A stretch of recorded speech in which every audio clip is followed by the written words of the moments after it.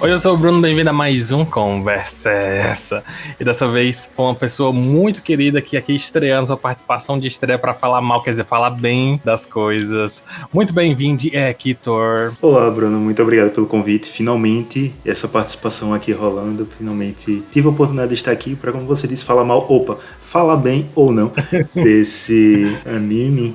E muito obrigado pelo convite e espero que quem está ouvindo goste do nosso papo. Aproveita e já faz o teu jabá, todas as tuas redes, de onde você vem e onde você está presente. Inclusive, semana passada, a pessoa chique, poderosa, participando aí de altos eventos. Pois é, eu tô nesse mundo do podcast faz 2 anos. Eu tenho o Highcast, onde a gente fala sobre cultura pop, mas também sobre temas sociais. A gente fica variando entre o humor e o sério para não desgastar ninguém. Também sou nordestino, sou de Sergipe e é isso, eu trabalho com cinema e com podcast e como o Bruno falou recentemente, eu estive aí no evento de podcast para falar sobre essa descentralização do eixo Rio-São Paulo dos podcasts, que é papo para outro episódio, outro conteúdo. Percebe, ouvinte, como a pessoa é assim, de autogabardância. Aí ela tem carimbo pra falar de tudo, e aí eu trago ela pra falar só mal dos desenhos. Que nada, todo mundo fala de tudo, rapaz. É só falar com convicção que as pessoas acreditam. Esse é o segredo. Perfeito. É importante falar que o teu Highcast é o H e o Y, não é o High do 420, é o High com HY. Esse High tem muita história, porque muita gente acha que é High de tecnologia, mas também tem muita gente que acha que é High de chapado. Verdade, porque quando tu falou, eu pensei, eu acho que eu já vi Highcast sobre outras coisas também, mas é o Highcast. Enfim, vamos seguir. Cara, falando nisso, outro parênteses, eu descobri que existia outra conversa essa, só que a pessoa colocou um que no começo. Aí ficou, que conversa é essa? E eu fiquei, gente, até eu fui vítima. É foda, sempre...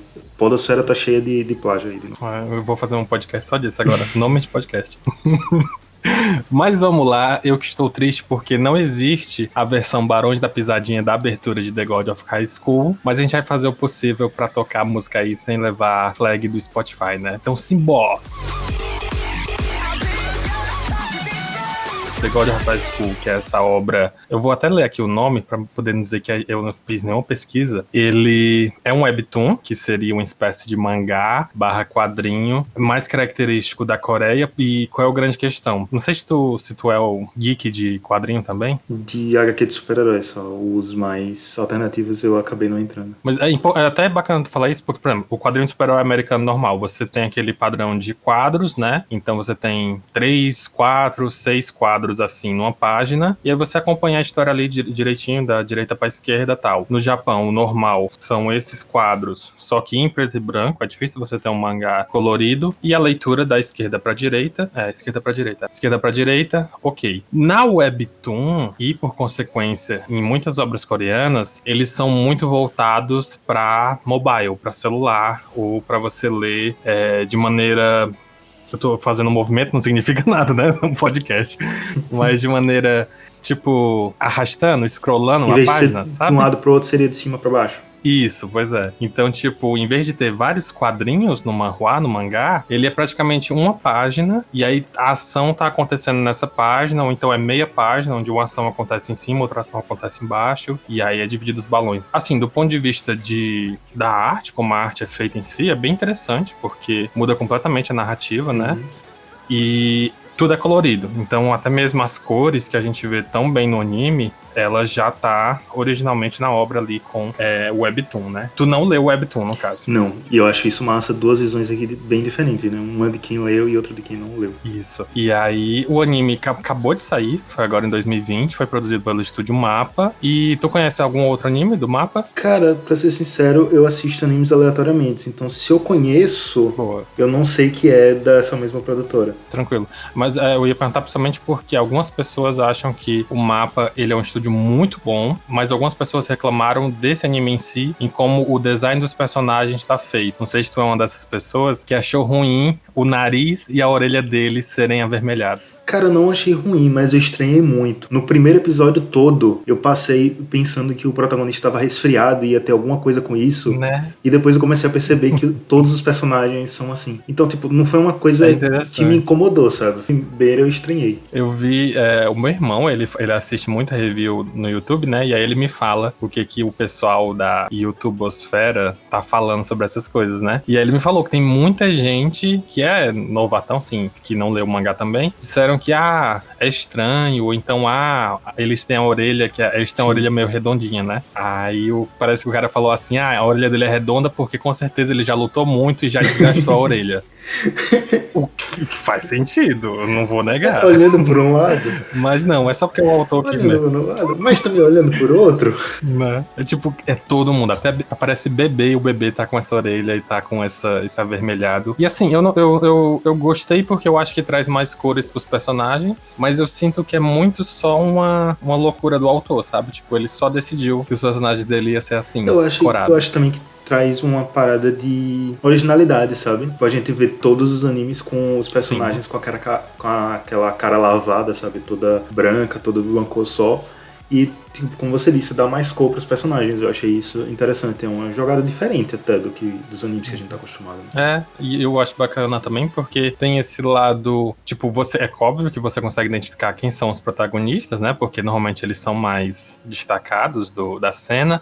Mas ao mesmo tempo deixa todo mundo mais uniforme, no sentido de que, tipo, tem aquela velha piada, onde está o protagonista nessa cena? E aí é todo mundo normal, cabelinho preto baixo, e tem um cara Yu-Gi-Oh! Cabelo roxo, louro, cara, eu tô assistindo então, tipo... Kuroko, e eu tô muito passando por isso, bicho. Porque todo mundo igualzinho e tem só os caras da geração milagrosa que são cabelo só colorido, sabe? Oh meu Deus, ele tem o cabelo verde, o olho verde, e ele se movimenta com a sombra verde. Entendemos. Muito bom. Uma curiosidade interessante. O mangá, o webtoon, no caso, acho que eu vou chamar de webtoon, né? Tá rolando desde 2011. Então tem chão aí, viu? Então, isso me traz uma dúvida. Sei que você tocou nesse ponto, eu vou trazer essa dúvida pro começo. Porque eu vi em alguns lugares que ia ser temporada única. Só que isso me deu muita raiva. Porque no final, eu gosto muito de finais abertos. Só que não tem um final aberto, tem um monte de gancho solto. Então, se for uma temporada única, eu acho que eles, não sei... quiseram fazer isso achando que já não ia dar certo e botaram só uma temporada. Ou já foi cancelado, deu uma de Netflix e cancelou na primeira temporada, não sei, mas a quantidade de gancho que eles deixaram e de história que dá pra contar ali, velho, dá pra mais umas 3, 4 temporadas aí. Exatamente, e o pior é que, pra todos os efeitos, o Webtoon também é considerado em temporadas, né?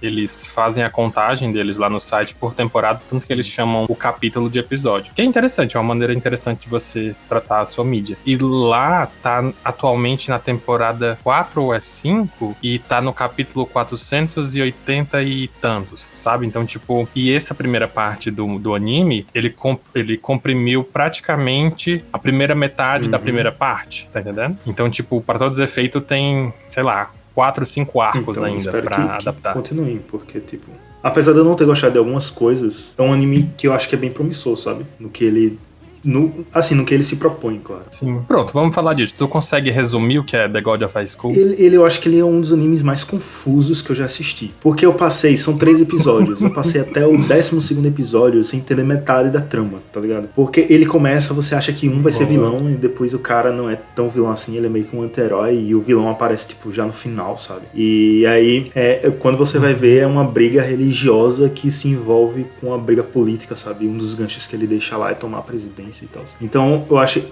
eu comecei a assistir porque eu gosto muito dessas paradas de luta, sabe? De competição de luta. Então eu comecei a assistir pensando que ia ser isso. Só que quando você vai assistir, não tem nada a ver. O torneio é só, tipo, um pano de fundo, sabe? Eu acho que a briga maior é ali, aquela coisa das religiões com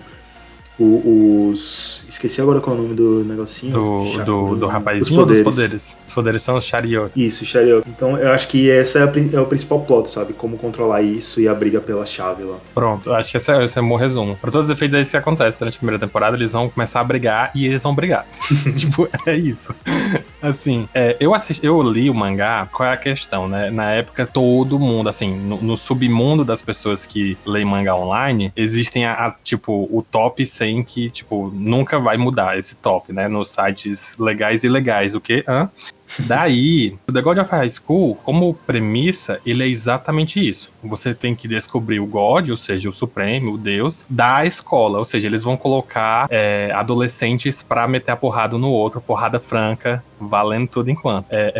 5 minutos de porrada sem perder a amizade. Então, tipo, a premissa é muito simples. É muito de boa. O autor, ele até deu uma entrevista e saiu lá pela como é que se diz? Pela rede social da Crunchyroll. E ele falando que na época ele criou taekwondo, porque ele gostava muito de Tekken, Street Fighter, vários dessas obras que falavam de artes marciais, né? E ele gosta também muito de arte marcial, tanto que a obra original fala muito de arte marcial, né? De karatê, taekwondo, enfim, 1000 artes marciais. E ele queria muito fazer isso, ele foi fazendo e a história foi ficando maior, né? Foi ficando mais louca, como a gente viu no anime, que do nada começam as paradas de Deus, e aí tem uns poderzinhos e tal. Mas, originalmente, a premissa era só essa. Vamos botar esse moleque na porrada UFC style. E só pra deixar claro, foi pra isso que eu dei play no primeiro episódio do anime.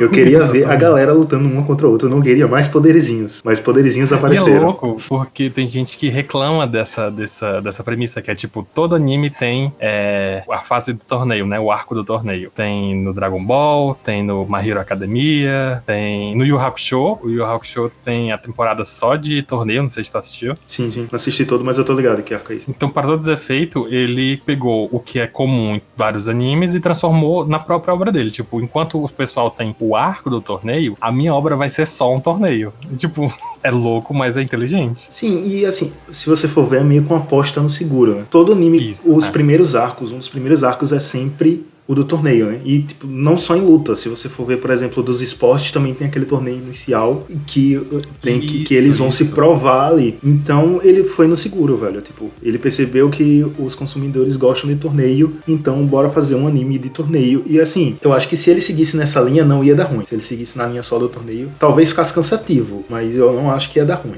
E, assim, do ponto de vista de quem lê o mangá, já consigo dizer que existem diferenças em como a história é contada nesses primeiros 12 capítulos, né? Que a gente viu no anime e referente ao mangá. Pra começar, o primeiro episódio, ele é bem engraçado. O que tu achou do primeiro episódio? O primeiro episódio eu achei confuso por causa daquela introdução, porque ele introduz uma parada naquela coisa da ilha e tal.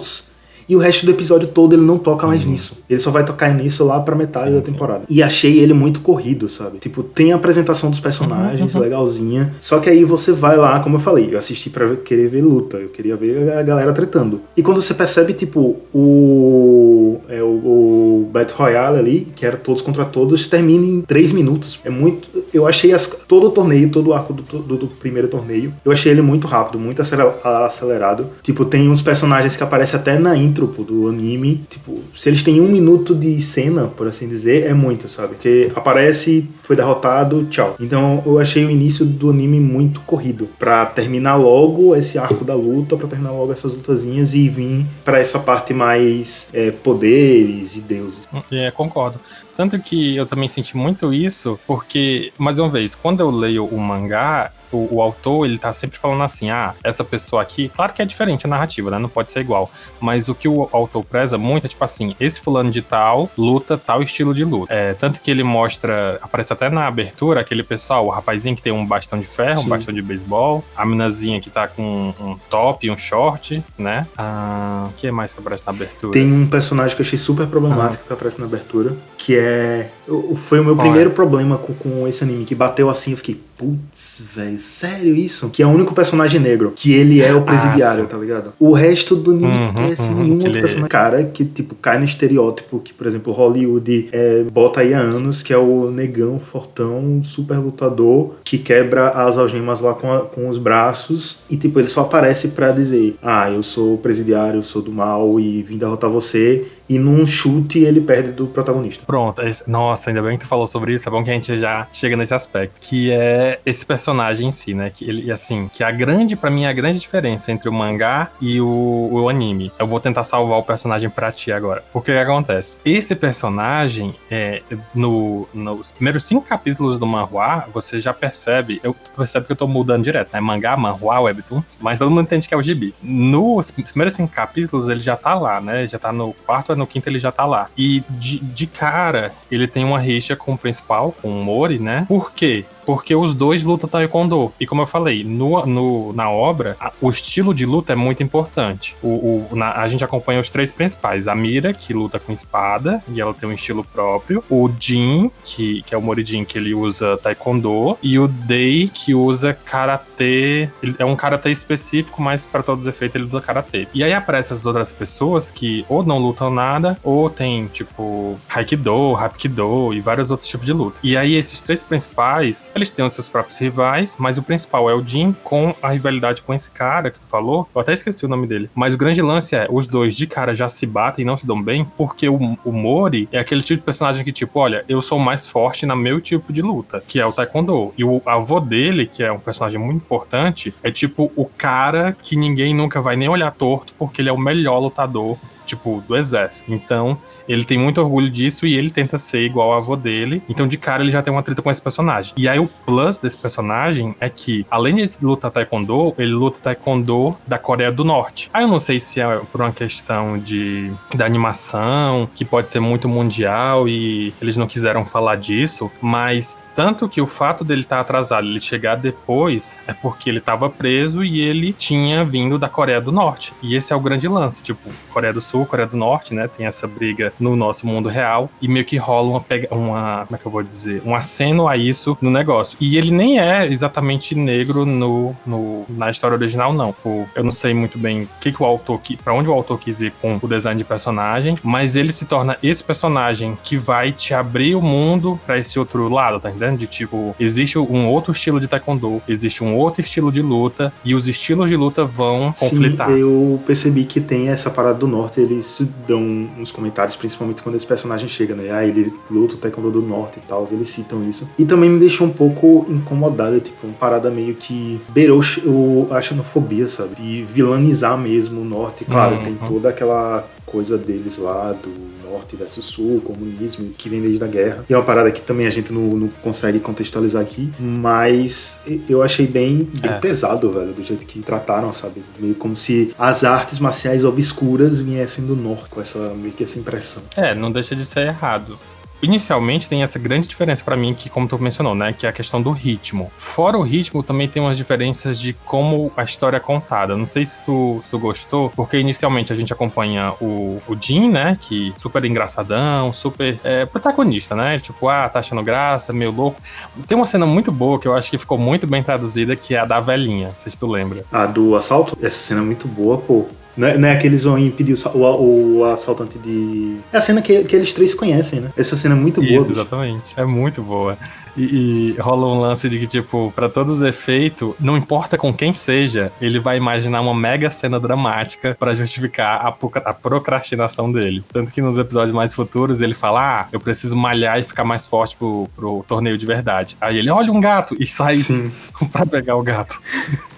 O meu treinamento aí, brincando com o gatinho. Mas, assim, ele traz aquela coisa de que o próprio protagonista é o alívio cômico do anime, né? Não tem aquele outro personagem que é engraçadinho, como, por exemplo, em Boku no Hero tenta ser o Mineta. O próprio protagonista é o alívio cômico. E falando no Mineta, agora que eu percebi, me deixa um pouco feliz isso. Esse anime não tem nenhum personagem assediador, por assim dizer, tipo, não tem uma sexualização extrema, sabe? Agora que observando o que eu me liguei, tipo, realzão. Tentaram criar algo em cima daquela mulher que lutou contra a Mira? Sim, que ela tem um jeito meio infantil, né? Então, tipo, tentaram criar assim, pelo menos eu ouvi comentários de que falaram um pouco mal dessa personagem porque ela parecia, entre muitas aspas aqui agora, ela parecia meio puta, tá entendendo? Então, tipo, é meio aquele slut-shaming da garota e tal. Mas nesse anime, realmente, eu não sinto que rolou nada disso. E aí que tá, eu tô defendendo muito a HQ, mas nesse sentido a HQ peca muito, porque o autor tem uma loucura de vez em quando mostrar a Mira, que a Mira usa saia direto, né? Então de vez em quando a Mira cai e aí ela tá de calcinha, aí mostra a calcinha. Então, tipo, aconteceu. Sabe?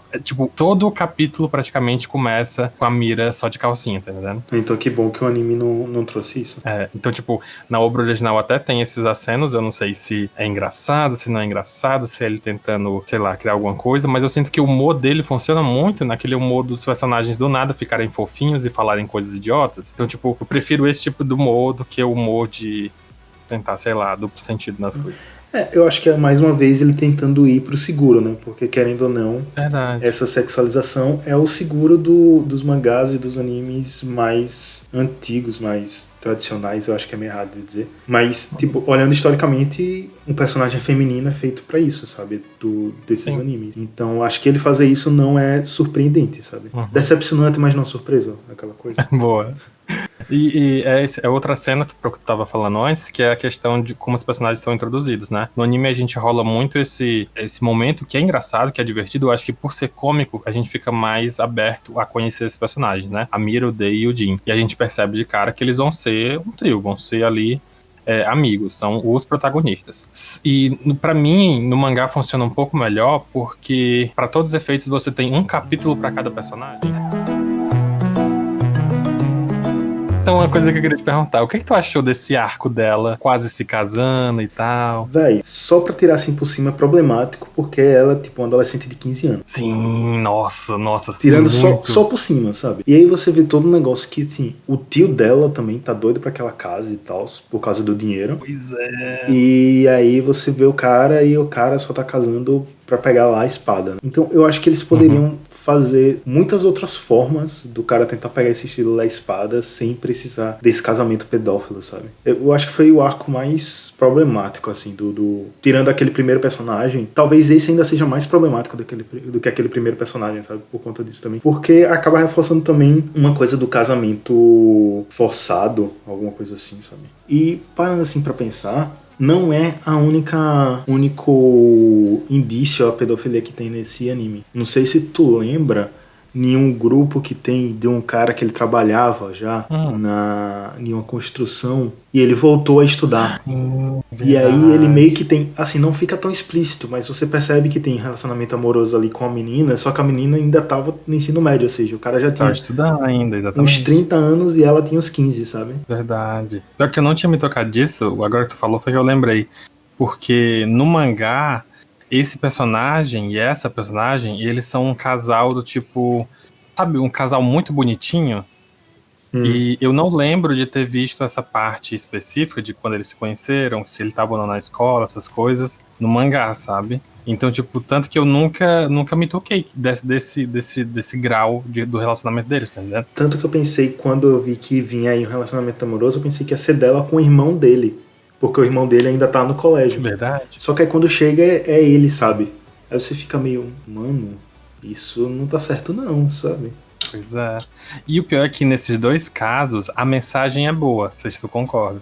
No caso do casamento, a mensagem é boa. É porque, assim, assim, é claro que não o casamento em si, mas é porque, tipo assim, ela meio que passou por isso pra, no fim das contas, a pessoa dizer, olha, não dependa de ninguém pra recuperar o seu estilo. Você mesmo recupera o seu estilo. Tipo, não dependa de casamento, não dependa, tipo, porque ela tinha entendido que o pai dela tinha dito, tipo assim, olha, pra o nosso estilo de luta prevalecer no mundo, ou então voltar a ser importante, você precisa encontrar alguém forte. E aí ela sempre mudou na cabeça dela de que ela precisava encontrar um cara forte para ela se casar e passar adiante, né? Quando a mensagem por trás em vez de você procurar alguém para ser forte, seja você a representante. No que se diz a resolução do arco, realmente é uma mensagem bem legal. Só o modo que eles encontraram pra chegar nessa mensagem que não foi nada legal. E no caso do outro. Meu Deus do céu, eu estou justificando os pedófilos, pelo amor de Deus. A que ponto No caso chegamos? do outro, é porque ele, tipo assim, eu admito que esse é um problema muito mais comum pra gente do que em qualquer outro lugar, né? Nunca vi sendo representado em outras obras.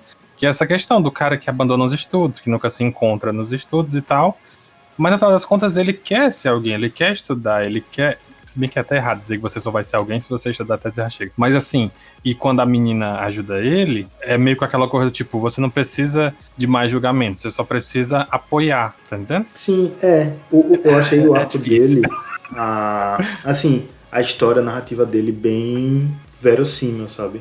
Tipo, bem... Pois é. Eu acho que bate em qualquer pessoa de qualquer canto do mundo, sabe? Porque é uma pressão que todo mundo sofre, essa parada dos estudos, ser alguém na vida e tal. Só, tipo, esse romance, se eles não tivessem dado esse indício de um relacionamento amoroso ali, tava muito massa o arco dele, sabe? Eu acho que foi o arco mais sensível, tirando o arco do amigo do Jin, foi o arco mais sensível, assim, dos não protagonistas. Verdade, verdade. É muito louco, porque, como eu te falei, eu tenho muita lembrança do mangá. E no mangá, esse casal é muito bonitinho. Não sei se é porque no mangá eu não vi essa parte da diferença de idade. Era só, tipo assim, às vezes em que eu vi eles, era uma coisa tipo assim, ela chegava pra ele e falava, olha, você já passou em tal teste? Tal lugar tá fazendo escolha, como é que se diz? Estágio, vaga de estágio, umas coisas assim, né? E aí ela ficava pegando no pé dele pra ele estudar, e pra ele arranjar um emprego, e pra ele fazer isso, fazer aquilo outro. E todas as pessoas à volta dele ou estavam trabalhando em construção ou estavam trabalhando para, entre aspas, máfia, a agiotagem, entendendo? E ele era o único que a máfia queria ele porque ele é forte, porque ele é, enfim, ele é ele. E ele também quer se tornar inteligente. Então, tipo, é um arco bonitinho, tá entendendo? Tipo, olha que legalzinho e tal, não sei o quê. Essa parada da máfia eles não colocaram no anime, né? Pois é, não colocaram. E vai ser importante, né? Já eu digo por quê. E não rolou. Eu senti... agora eu fico até culpado, porque eles são o único casal bom que tem. Mas é tenso. Assim, beleza, a gente foi pros personagens principais, tem a história do Jin, da menina e do Day, né? Quer falar um pouco mais do Day? Cara, eu achei o arco dele o mais simples, velho. Porque, tipo, é aquela coisa, tô lutando pelo meu amigo morreu, agora eu tô sem propósito. Pronto, agora o propósito de vida é meus novos amigos. Ele não tem um caminho próprio, sabe? E fica assim, ao mesmo tempo que eu gosto que é simplista, tipo, nada megalomaníaco, tá vazio, né? A parada é essa, ficou... E principalmente quando você bota do lado dos outros dois, sabe? Um é o megalomaníaco, que quer ser o mais forte do mundo, e aí depois entra a parada do avô também, e da Mira, que é salvar o estilo de luta dela, sabe? Que é meio que um arco de quase redenção. Então, o dele fica bem vazio, assim, é como se fosse só pra preencher. Tem que ser um trio protagonista. Bora botar esse cara aqui. Acho que talvez seja muito uma questão da época, né? Porque eu acho que a época que o mangá saiu, 2011, tava nessa febre Harry Potter, me ajuda, Maze Runner, esses livros que são tipo trio junto, o próprio coletivo Naruto, de jovens. E falando do E aí, Naruto... tipo, não, a gente vai chegar lá. Não, pode falar. É porque teve uma parte que eu fiquei assim, velho, de novo isso. De novo eu tô vendo um arco do Naruto, que é quando o cara sai com a raposa das 9 caudas. Pois velho, tá muito batida essa lenda já, velho. Eles têm muitas lendas lá legais, ele tem muitos mitos legais pra explorarem, e aí eles ficam jogando sempre o Kimisho, é Kimiho. Sempre o Kimiho lá, velho. Tipo, eu acho muito, sabe, mais do mesmo. Pra uma parada que todo mundo tava dizendo, é a chave. E aí o cara saindo. E é até estranho pensar nesse conceito de como é que você vai associar a chave a essa pessoa. Sim. E aí quando sai lá, tá, Naruto mais uma vez. Até os golpes, tipo, eles saem as caudas. Acho que porque no anime não ficou evidente. Mas na primeira vez em que ele não incorpora as 9 caudas. Ele incorpora algumas caudas e mais na frente, pra ele ter mais poder, ele sai as 9 caudas. E gente, é Naruto.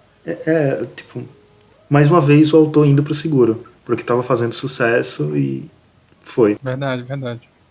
Assim, tem 3 coisas que eu queria te perguntar em relação ao anime em si, né? Tu sentiu que a ideia do torneio faz sentido? Ou consegue ser verossímil, apesar de nada ser verossímil, né? Naquele mundo? E dentro do universo Eu acho que dentro do universo pro que o próprio cara queria, sabe? Porque depois a mulher lá no final, no último episódio, ela explica qual era o motivo do torneio, né? Era encontrar a chave. Então, tipo, tanto que quando tem a batalha lá que eles dizem que a chave despertou, o episódio termina com ele dizendo o The God of School termina agora.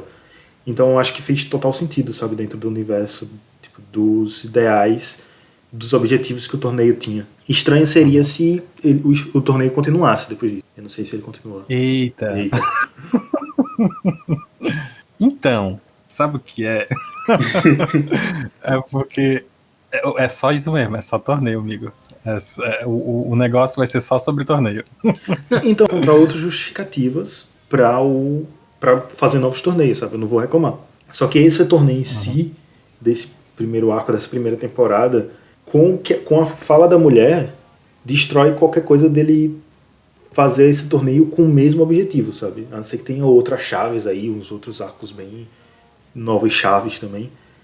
Mas Eu não sei se pra ti ficou claro, rolou 2 torneios ou só um? 2, teve o primeiro, que foi o da Old Soul, que foi os 3 que foram classificados, e o segundo torneio que foi em trio.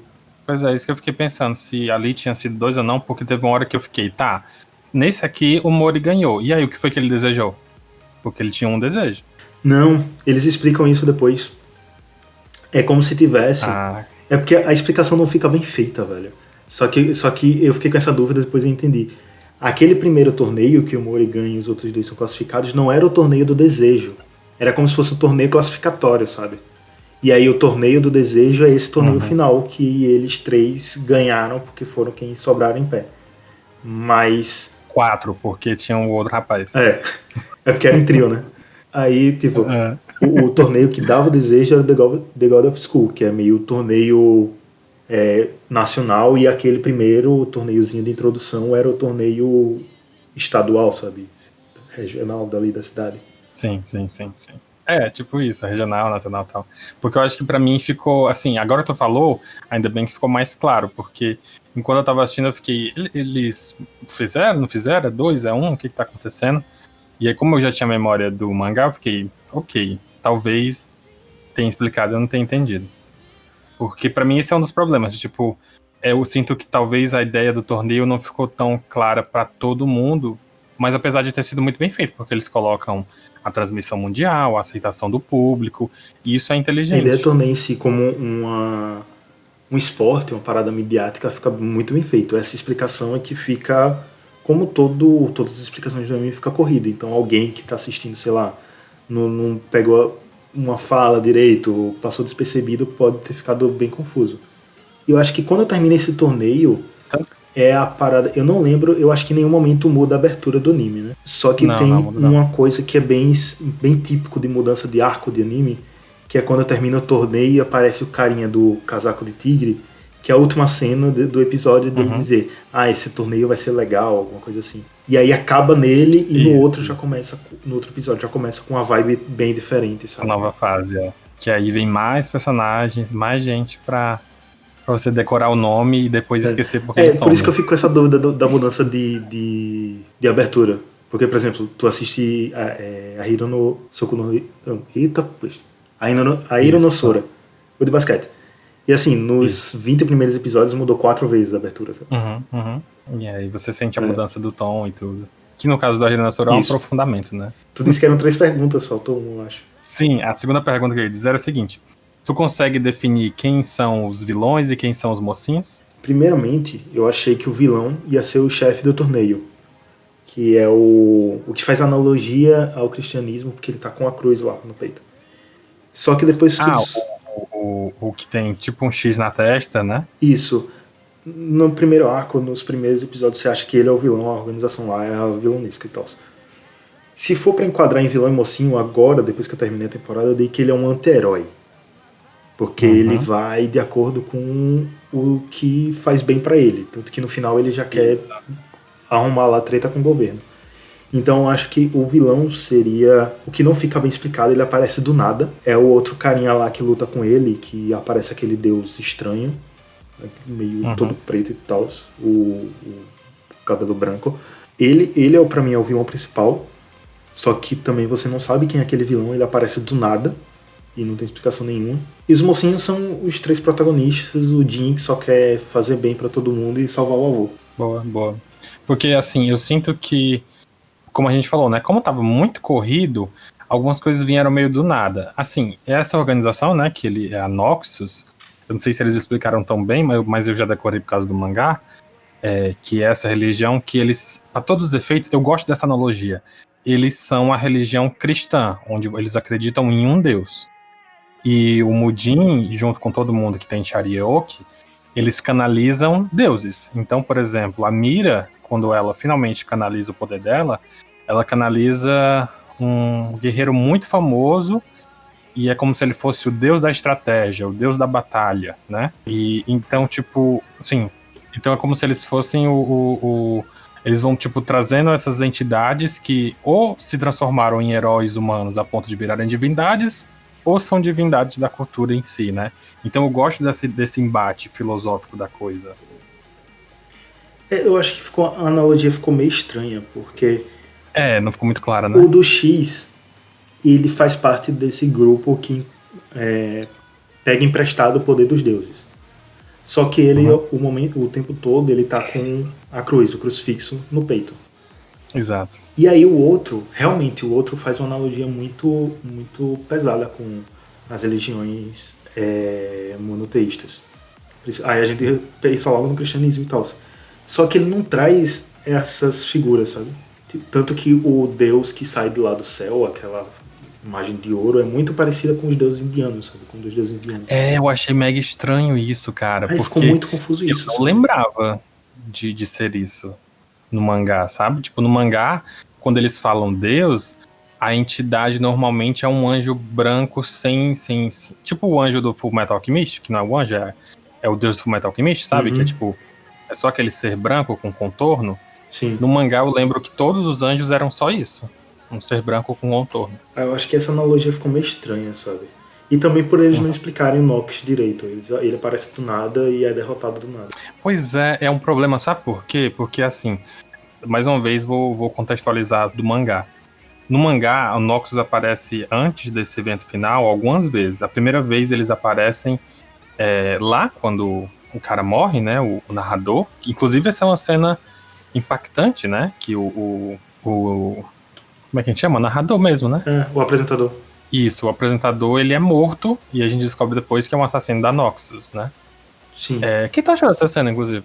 Foi uma das paradas mais inesperadas, pô. Ali eu não esperei, não. Realzão, foi bem sanguinário até, né? Sim. Também depois dali é quando o anime realmente fica sanguinário, né? Tem até aquela cena no hospital. Exato. Que é bem... Ele dá a entender até que ele matou a família, mas depois, né? Não matou, não?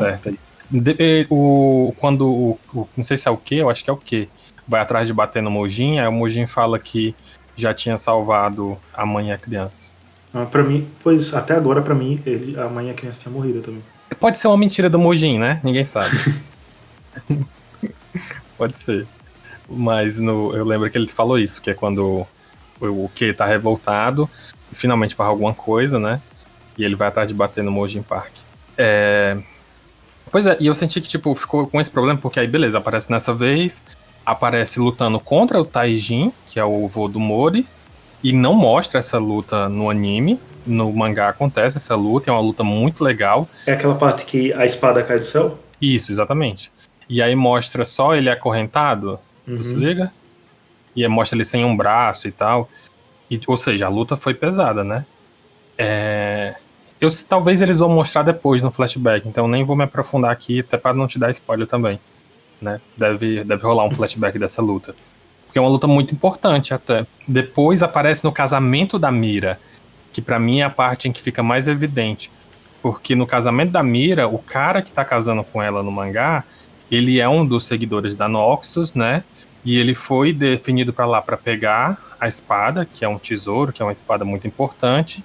E o casamento, determinado momento, quando o casamento vai ser desfeito, eles percebem que o casamento inteiro não são convidados comuns, são todos fiéis da Noxus, todo mundo com aquela roupinha e aquele manto, aquela capazinha estranha com o símbolo da igreja deles.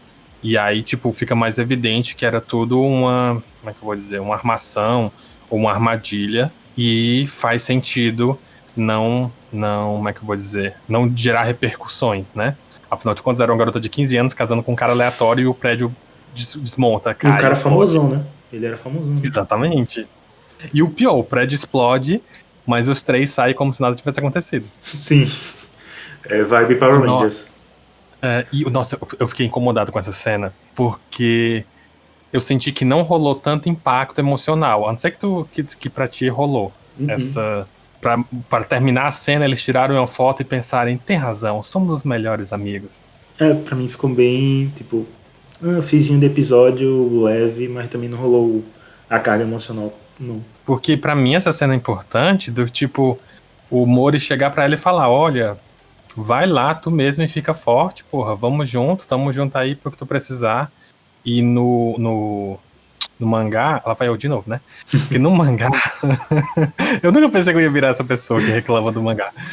No mangá, ele pega e fala, ele não pode entrar porque eles não podem causar confusão, briga fora do torneio, senão eles vão sofrer penalidades. E aí ele pega junto com o Day e saem andando. E aí os seguranças chegam em cima deles, tentam segurar eles, e eles vão só andando. Aí eles apanham, levam soco e tudo, e eles vão só andando, tipo, empurrando na marra, mas eles não batem em ninguém. No anime não foi bem isso que aconteceu, né? Então, tipo, eu senti que rolou uma transformada, mas eu não sei se foi tão eficaz. No anime eles saem batendo em todo mundo, né? Pois é, bater em todo mundo. Aí beleza, né? A gente entendeu que tem essas duas organizações, tem o Sharioki, e acho que esse é um dos problemas, a ideia do poderzinho, né? Que tu falou, tu não queria poderzinho, né? Não, cara, tão parada que a gente já viu em tanto lugar, velho. Deixa só os caras se bater na mão. E pra mim, esse é um dos elementos, assim, como eu te perguntei antes, né? Se tu sentia que o anime se baseava na ideia de estilos de luta. E eu não senti tanto isso como eu achei que poderia ser, sabe? Eles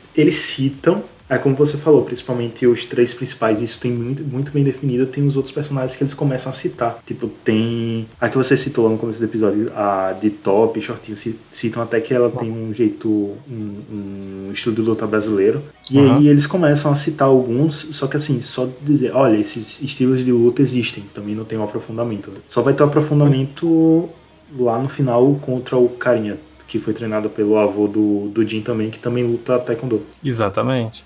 E pra mim esse é um dos erros, porque tu se liga que lá na luta contra ele fala assim, você tá aberto em tal canto, você é previsível em tal coisa, e você é isso, aquilo, outro. E aí o Jin pega e aprende, né? Sim. E é o que acontece. Eu senti que isso deveria ter sido feito desde a primeira luta do Mori, tá entendendo? Dele aprendendo? Pra ele tá sempre aprendendo. E não do nada, no 11º episódio, o cara falar com ele 3 coisas e ele do nada mudar completamente. Faz sentido, faz sentido. Porque ele luta contra muita gente. Pra mim, o principal é esse. Ele luta contra o Day que ele luta na primeira vez, não é?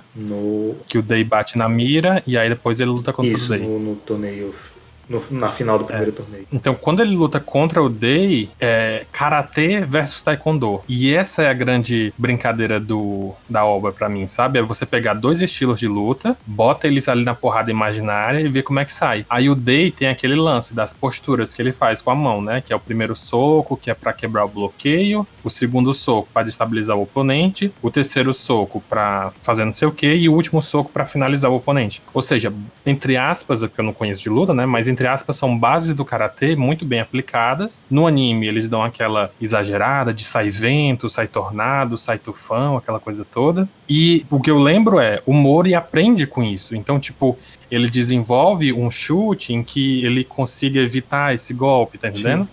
Mas eu senti que no anime foi tipo assim, você vai fazer isso, então eu vou chutar pra cima, vai sair um vento e um vento é um dragão, hein?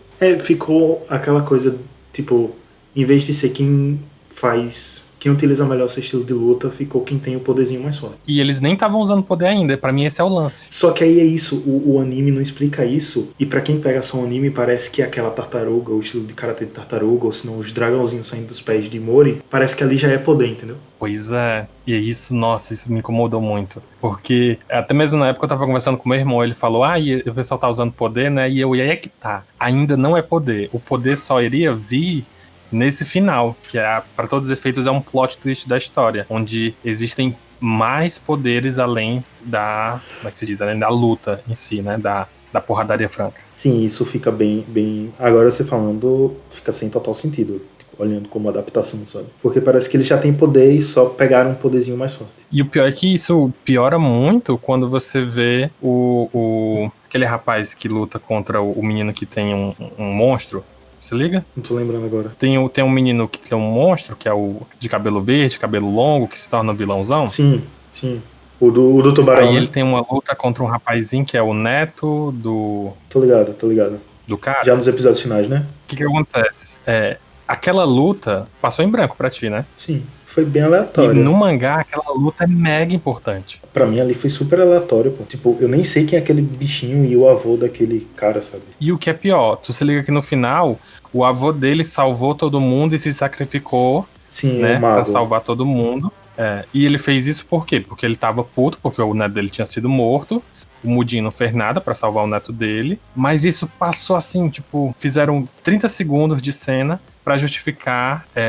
Porque, tipo assim, não podia existir um Deus Ex Machina, né? De tipo, rolou uma explosão nuclear e todo mundo saiu vivo. Aí o Deus Ex Machina do autor foi plantar a semente desde cedo em que esse cara, que era um mago, ele era muito poderoso a esse ponto de conseguir reverter a explosão nuclear, de conseguir fazer isso tudo.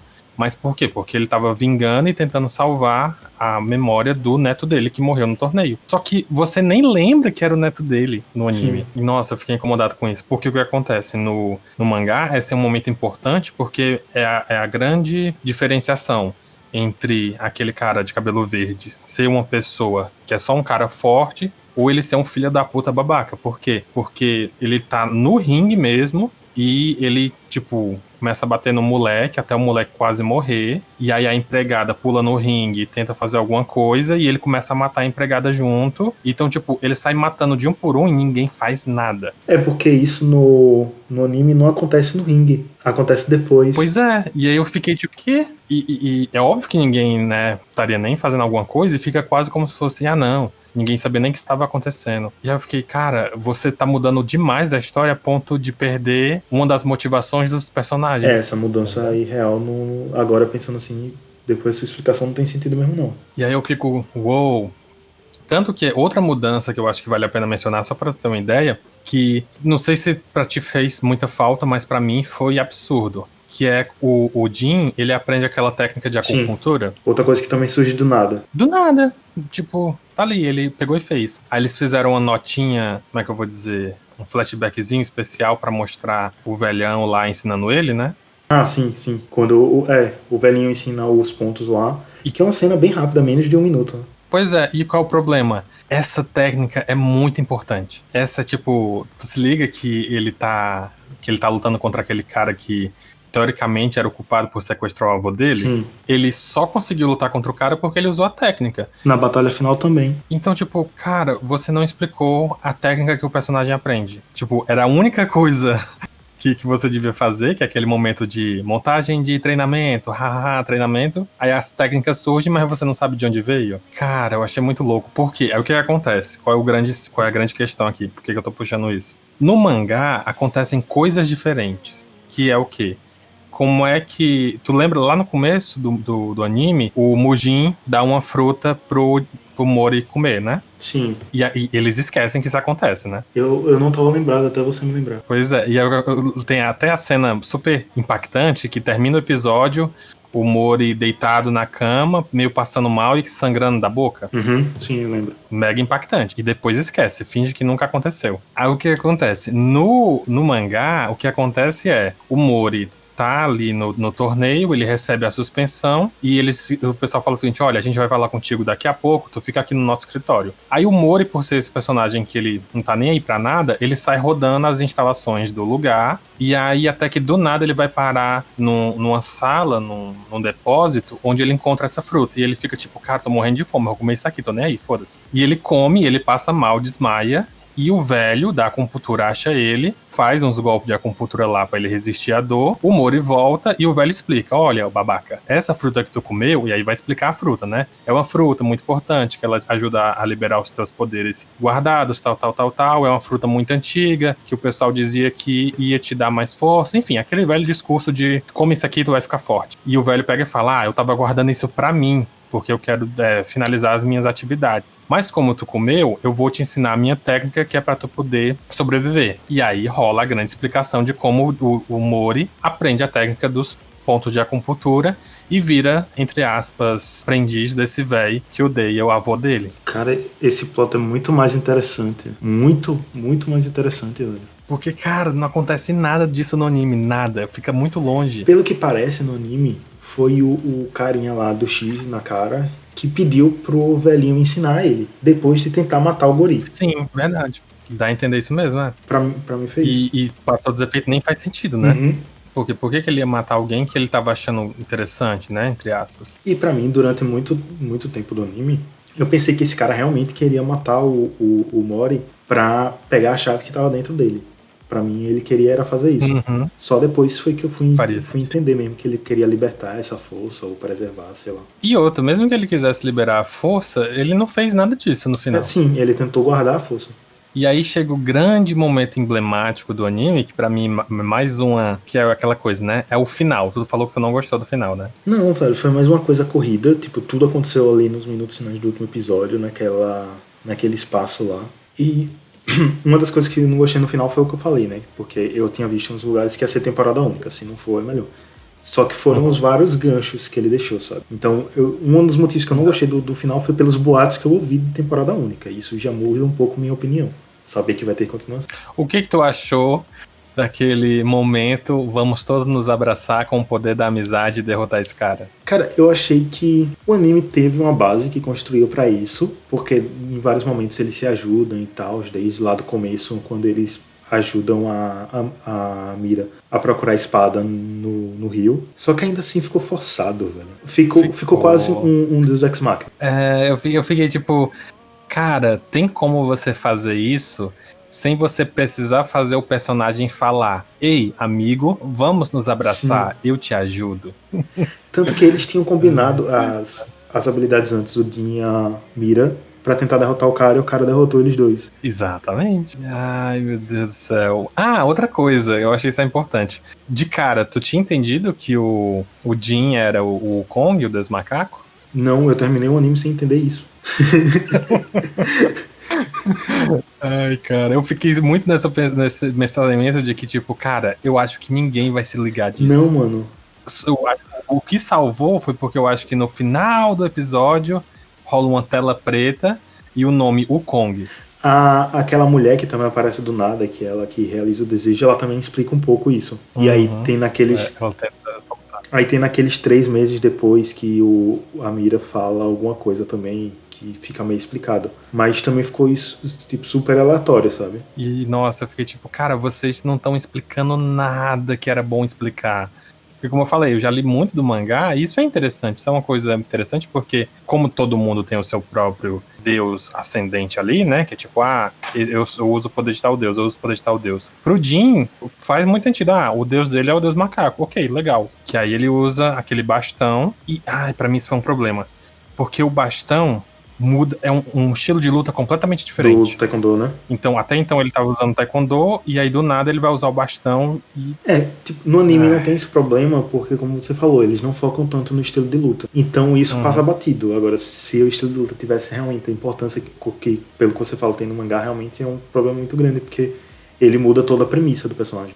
Talvez tenha sido proposital, uma forma de tentar consertar isso, mas não sei, eu acho que ainda fica complicado, porque vira uma característica do personagem, sabe? Tipo, ele tem um bastão. Porque o Kong, o Deus Macaco, tinha um bastão. É porque, pelo que parece também, ali não era o Jin, era meio que uma outra persona dele, sabe? Ficou parecendo isso, é como tipo, se cada persona tivesse um estilo de luta diferente também. E aí tem uma coisa que eu acho que eu vou tentar te explicar pra ver a tua opinião. No mangá, qual é o grande lance? Eles estão lutando ali na arena principal e o mundo realmente tá acabando em volta deles, igual aconteceu no anime. Inclusive, pra não dizer que eu tô falando bem do mangá direto, o anime fez muito bem em mostrar o D6 atuando, né? Porque aquele cara que usa várias armas, sim, não sei se tu se liga. Sim, tô ligado. Ele é muito louco porque ele é o presidente da Associação dos Sem-Tetos. Se ligou disso? Isso eu não tinha percebido, não. Pois é. Eu fiquei um pouco incomodado porque eles não deram muita ênfase nisso, e isso é uma característica importante do personagem. Porque tanto que chega todo mundo ali em volta dele e começa a fazer uma festa, né? Eles estão vestidos com roupas tradicionais, cerimoniais. Mas no mangá não, são pessoas sem teto comum, que são pedintes por aí. Só que qual é o grande lance? Por eles serem sem teto, eles são, entre aspas, sem teto quase que por vontade própria. Então eles não têm um lugar fixo, eles estão sempre andando por aí, eles estão ligados sobre tudo. E é por isso que ele tem todas as armas sagradas do mundo. Por quê? Porque ele pode. Ele tá rodando o mundo inteiro. Por que ele não pode ter as armas do universo inteiro? É como se ele fosse um nômade, né? Isso, exatamente. Então faz muito sentido. E no anime eles não quiseram dar essa ênfase, não sei porquê. Mas eu acho que faria muito mais sentido. Mas ao mesmo tempo o anime fez algo muito bom, que foi dar mais luta pra ele, né? Porque o tanto de coisa que ele usou pra enfrentar e parar aquele deus, eu achei bonito pra caramba, sabe? Só que tu disse que não explica bem ele, mas eu acho que, apesar de mostrar muito a luta deles, o anime não explica bem nenhum dos 6. Tanto que no final eu tive que contar no dedo pra saber quem era. Isso é bem... E sabe o que é interessante? Agora tu mencionou, eu acho que aparecem... Acho que só aparecem 3 do The Six. Aparece um mago, aparece esse carinha, aí no final aparece a mulher na caverna. Beleza. E junto desse carinha do sem teto aparece outro lá, que eles estão lutando junto. E que não tem 2 lá no alto do prédio, ele com as armas e outro com os tambores? Não, mas aí pra todos os efeitos é só um, que é o presidente do Sem Tetos. Não, são 2. E aí com o Mudin Park, o principal, fecha os 6. Sim. E aí, beleza, como são os 6 mais poderosos desse universo, tal. Mas sim, como eu tava te falando, a animação ficou bonita e tal, né? Eles estão lutando ali, cidade. Dentro do estágio, tá acontecendo a luta do Mori contra o cara maluco, que tem um tubarão, sei lá o que é aquilo, no corpo dele. E o que acontece? Acontece 1000 explosões e abre um buraco no chão e eles vão parar no subterrâneo. E nesse subterrâneo é que tem aquele lugar onde tem uma estátua, tem meio que uma montanha, uma florestinha, tu se liga? No anime eles são transportados pra lá, né? Pois é, e eu acho que esse é um problema, porque... como é que eu explico isso? Aquele lugar era pra ser um lugar sagrado, se liga? Era pra ser um lugar importante. Pronto, isso me deixou um pouco encucado, porque no final a mulher realmente diz isso, vocês vieram pra cá e destruíram todo o lugar sagrado, e eu fiquei pensando, velho, o que tinha na cabeça do mago pra transportar esse cara dos tubarões que tava querendo matar todo mundo pra um lugar desse. Exato. Entendeu? Isso me incomodou um pouco. E me incomodou mais eles todos terem ido para lugares distintos daquele lugar do que a população toda ter ido parar em cima do morro, tá ligado? Uhum. Isso é algo importante até, porque, tipo, o mundo acabou, né? Rolou uma explosão literalmente nuclear e devastou metade da Coreia do Sul. E no final tem aquele letreiro, 3 meses depois e volta tudo normal. A cidade tá de pé. Exatamente. E é louco porque, mais uma vez, esse lugar em que o Mori e companhia tinham ido, ele é importante principalmente para explicar por que aquela mulher que apareceu tinha um poder de realizar qualquer desejo. Sim. Isso. Ela falou quem ela era, né? Sim. Ela é a Eva, né? Eva da Bíblia? Isso. Não tinha dado pra entender, não. Pois é, ela é literalmente a Eva, a primeira mulher. Só que eles vão criar uma mitologia própria pra isso, né? Pra não ficar... Como é que se diz? Pra não gerar problemas, né? Pelo menos no mangá ele criou uma mitologia ali pra segurar um pouco. Mas ela é literalmente a Eva... E por isso ela tem poderes e tal, e quando ela usa o poder, ela volta a ser criança. Tirando essa parte dela ser a Eva, eu tinha entendido a parada dos poderes dela. E assim, é engraçado. E aí, qual é o problema? Para todos os efeitos, aquele lugar em que eles caem não deveria estar tão destruído, aí eles encontram a Eva e saem desse local e se depara com o mundo destruído. Aí beleza, fechou, fez sentido. Mas o que acontece no anime é mais, tipo, o mago cai junto com o cara do mal lá, eu esqueci o nome dele, é o cara branco do mal, lá nesse lugar, e aí eles assistem quando o Jin encarna lá, faz os poderes do Wukong, né? Então aquele lugar sagrado seria o Éden, né? Quer spoiler? Eu posso dar spoiler. Não, deixa eu falar. Porque, para todos os efeitos, é só um lugar mesmo. Ok. Tá de boa. Beleza, né? Tem uma coisa que eu acho importante, não sei se tu pegou.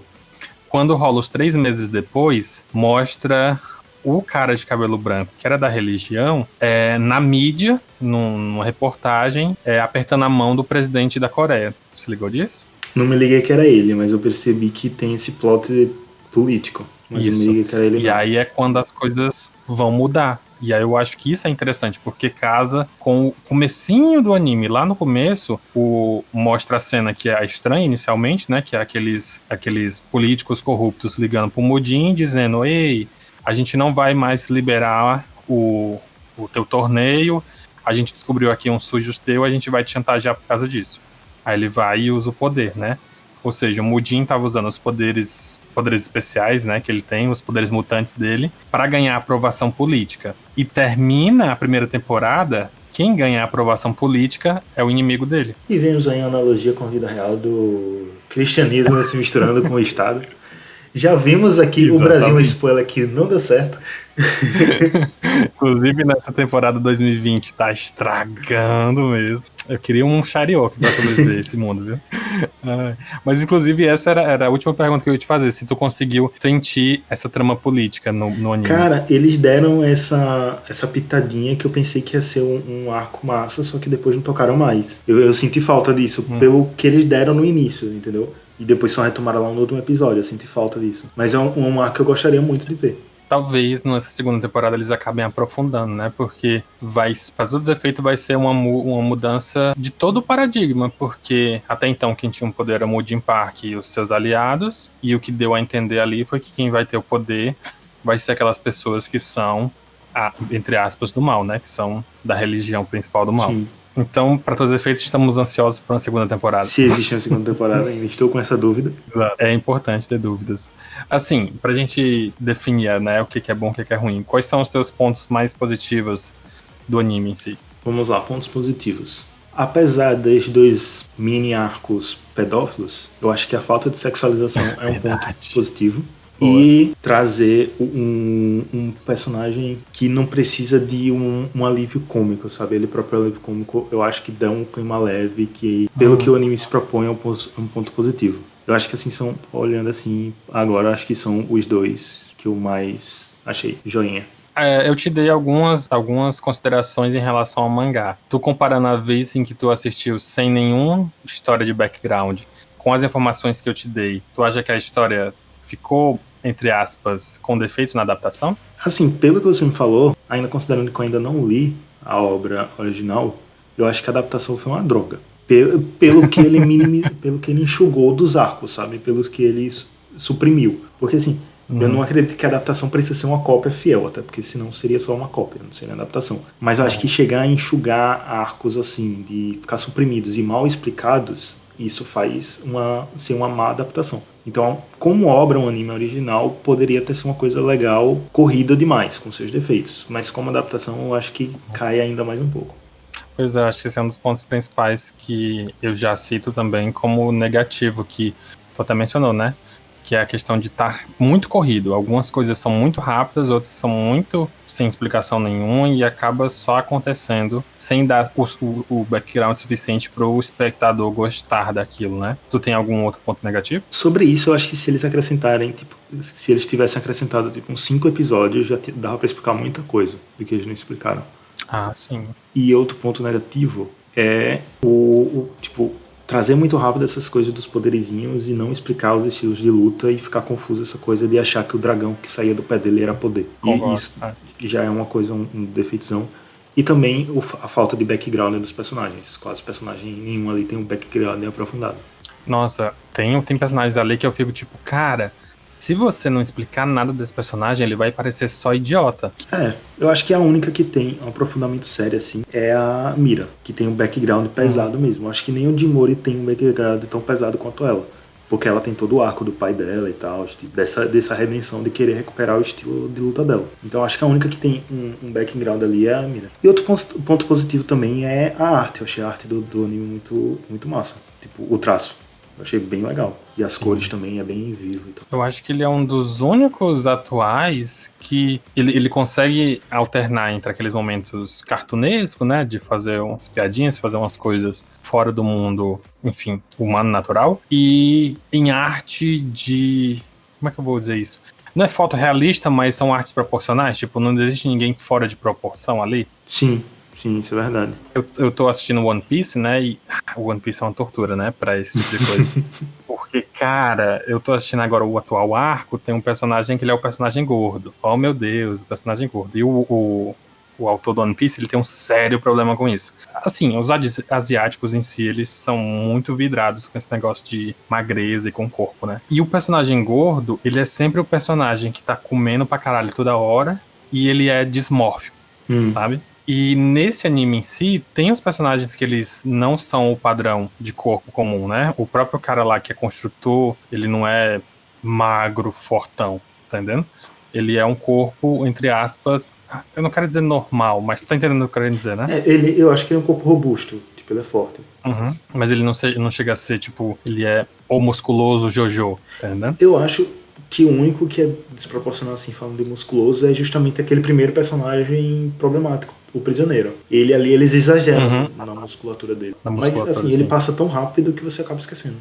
Cara, nossa, isso me incomodou um pouco, porque ele é, assim, eu não acho que nesse mangá, nessa obra, os personagens são esquecíveis, tá entendendo? Tipo, todo mundo que aparece, querendo ou não, uma hora ou outra você vai dizer, ei, eu lembro dessa pessoa, ele fazia isso, aquilo outro, tá entendendo? E nesse, nossa, eu só consigo lembrar, e eu imagino que pra ti, principalmente, dos principais, né? Sim, dos principais e do arco. O cara do bastão, tu lembra dele? Bem pouco. Ele tem uma história muito massa, cara. Sabe o que é o lance? O lance dele é que ele é um aluno nota 10, aluno super inteligente e tal. E ele usa o bastão porque o pai dele era policial e o pai dele dizia que, enfim, aquela coisa, né? Você não usa armas, tal, não sei o quê, e você precisa trabalhar pela verdade. E aí ele decidiu, e só que um dia eu acho que o pai dele foi morto, ou sofreu um acidente, uma coisa assim, e ele decidiu ele mesmo encontrar a maneira dele de, enfim, enfrentar aí os outros, batalhar pela verdade, usando o conhecimento e a força. Porque o pai dele tentava ser um detetive e tal, não sei o quê. Enfim, ele tem uma historinha bonitinha, tá entendendo? Uma historinha... Só explicam isso, que ele quer misturar a força e o conhecimento, mas não tem nada de aprofundamento dele. Não fala do pai, não fala de nada. É meio foda nesse sentido, porque eu acho que os personagens poderiam ser mais. É o que eu disse, se eles tivessem botado mais uns 5 episódios, dá pra aprofundar mais em coisas, sabe? Eu acho que eles... Não sei, tem muita coisa de contrato também e tal, que tem que ser exato nos episódios do contrato e... Teve a coisa com a Churchill também, né? Uhum. Que tem o easter egg do Tony Stark? Tem?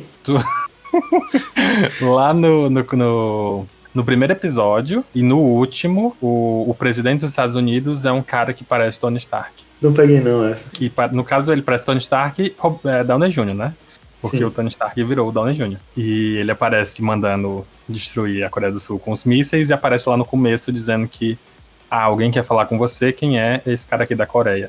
E aí o cara é o Tony Stark, né? Eu só tinha pego que, tipo, era os Estados Unidos querendo bombardear a Coreia, mas não tinha pego essa referência de fisionomia, não.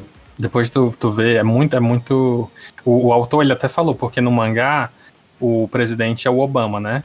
E que é o cara negro e tal, não sei o quê. E na animação, o autor falou que ele queria trazer a mesma referência, né? Só que na época que ele escreveu, o presidente dos Estados Unidos era o Obama, e agora ele não queria fazer o Trump, obviamente, né?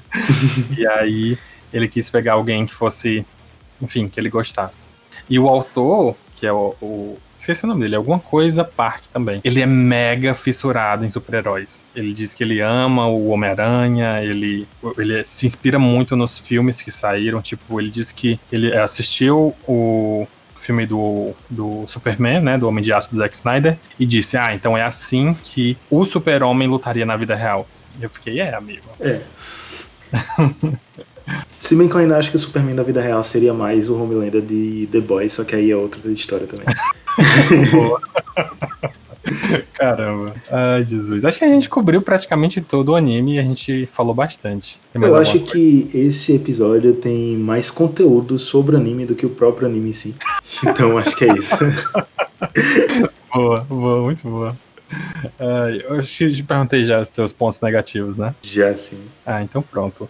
Assim, no geral, eu sei que eu acabei falando bastante do mangá e dizendo que era ruim por causa de algumas adaptações, mas eu gostei principalmente desses momentos que eu te comentei, questão da animação ficar bonita, ficar fluida, alguns outros personagens, tipo o cara, né, que é o presidente da Associação dos Sem-Tetos, apesar dele não ter sido explicado dessa maneira, ele conseguiu fazer bastante, né, dos poderes, porque esse é um dos elementos dele, né, como cada um do D6 são elementos diferentes, né, tem o mago, que ele é um alquimista, tem o outro cara que é só força, tem o outro cara que é, enfim, várias habilidades, e esse é a habilidade de ter os tesouros nacionais, né? Então, uma das coisas que eu não gostei tanto do anime, assim, tipo, é curtinho, vou aqui terminar de assistir, então eu terminei a temporada, mas não vou dizer que é um dos animes que eu mais gostei, que eu já assisti, mas eu gostei porque é uma coisa diferente do que a gente tinha visto aí dos recentes, sabe? Dos últimos animes, Sim. pelo menos, que eu assisti, é uma coisa bem diferente. Por exemplo, não tem a aprovação do protagonista que começa como o pior de todos os personagens que tem, Verdade. mais fraco. Ele já começa como: eu sou fortão e quero ficar mais fortão do que eu sou. Acho que o único momento desses é quando ele descobre a ideia dos poderes, mas mesmo assim, ele não entra no clichê do agora eu vou me superar. Não, ele entra no clichê do tipo, legal, tanto faz, não preciso disso. Sim, Bom, acho que a gente falou praticamente de tudo da obra, né? sim. Falamos do que vimos e não vimos na obra. Exatamente. Eu, enquanto pessoa que lê o mangá, eu digo que as próximas temporadas podem melhorar muito. Tipo, se eles conseguirem adaptar a ideia do mangá, eu garanto que vai ficar muito bom. Com o único problema que eu, particularmente, acho que o mangá, nas temporadas atuais, vira uma bagunça que bota essa primeira temporada no chinelo de tão bagunçado que é. Eita, pega. Então, não sei se lá a oitava temporada do anime vai ficar tão boa. Mas o mangá ainda tá rolando, não acabou ainda, então vamos ver o que acontece, né? E pra ti, que não leu o mangá, no caso, só assistiu, tuas expectativas, tuas recomendações, tu diria que vale a pena, que não vale a pena? Cara, quem tá procurando uma coisinha diferente pra ver. Assim, eu acho que se a pessoa viu até aqui, ela já assistiu o anime, senão ela. Uhum. Mas assim, caso você queira recomendar pra alguém e usar minhas objeções, eu digo que se você quer ver uma coisinha diferente, se você quer ver um anime, uma coisa diferente do que a gente vê, só que ainda com luta e poderes, é uma boa pedida, principalmente que ele é curto. Então, é isso. Só que assim, também é uma coisa que se você quiser entender toda a história, você precisa sentar e prestar atenção mesmo nisso. É um ganho e uma perda, sabe, dele ser rápido. Mas acho que vale a pena.